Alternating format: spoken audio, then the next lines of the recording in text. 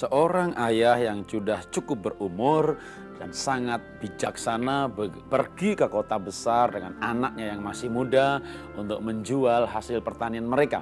Anaknya dengan semangat memacu kudanya cepat-cepat dengan wajah yang tegang. Maka ayahnya berkata, "Nak, kamu bisa bergerak cepat tanpa hati terburu-buru dengan tetap tenang." Anaknya dengan wajah tegangnya berkata, "Kita mesti menghemat waktu, ayah. Berjuang mencapai kota besar sebelum subuh." Ayahnya berkata, "Ya, beda 1 jam, tidaklah apa nak, tapi kita bisa menikmati indahnya pegunungan di malam hari."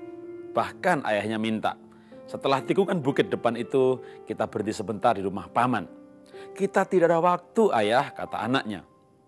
"Waktu kita yang mengelola, waktu kita yang memiliki. Kita bisa mengatur waktu ini di tengah kesibukan bekerja, di tengah keterburuan untuk sebentar mengucapkan salam, membangun hubungan dengan paman. Karena ada kebahagiaan di situ, nak."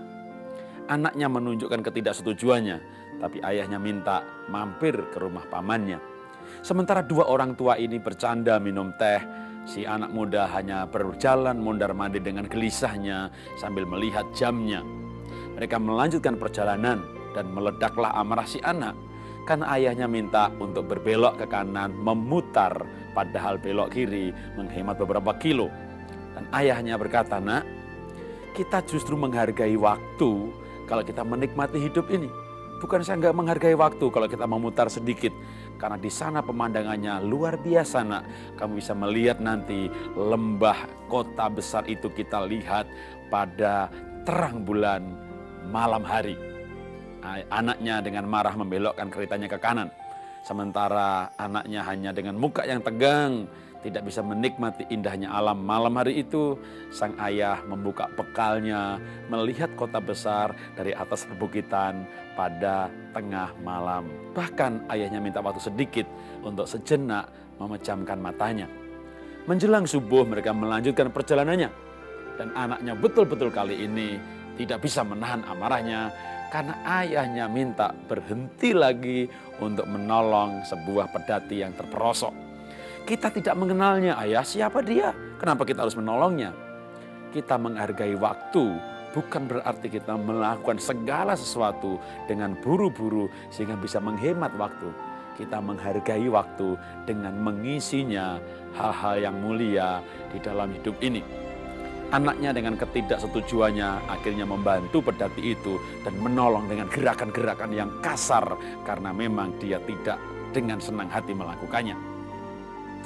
Ketika menjelang subuh mereka betul-betul memasuki kota, akan memasuki kota di bukit yang terakhir, maka mereka melihat bunyi ledakan guruh yang besar sekali dan anaknya berkata kepada bapaknya, "Aku bilang apa-apa, kalau tadi kita buru-buru, kita tidak kehujanan di kota itu."